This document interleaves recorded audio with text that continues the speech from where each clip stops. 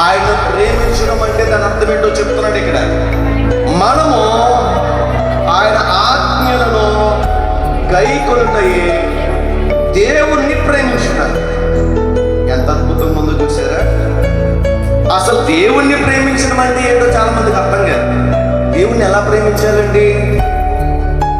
Last week ఓ మాట చెప్పారు, క్రైస్తవులు ఏం మాట్లాడరు చెప్పాలి కదా, మర్చిపోయినప్పుడే.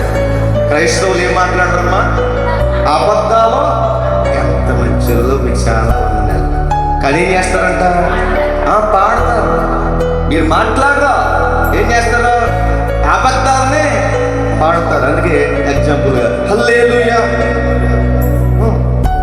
తెలుసు కదమ్మా. ఎప్పుడు ఇసి పాడుతుంది? కరెంట్ లేనప్పుడు అది ఇదే పాట పాడేస్తామా. అంత మంచోళ్ళు. కరెంటు పోతే ఆ కరెంటు పాట నీకు తెలియదు. ఏ పాట? హల్లెలూయా స్తుతి మహిమ. అప్పుడు తప్ప ఇప్పుడు మాటలే.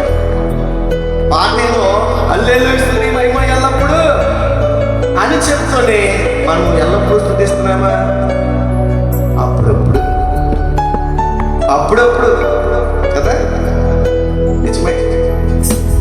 దేవుని పిల్లలు అలా ఉండడానికి ఎల్లప్పుడూ దేవుని స్తుతించు, ఎల్లప్పుడూ దేవుని ఆరాధించు, ఎల్లప్పుడూ దేవుని ప్రేమించు. ఇప్పుడు దేవుని ప్రేమించడం అంటే అంటున్నాడు ఆయన ఆజ్ఞలను గైకొనటమే ఆయన ప్రేమించు.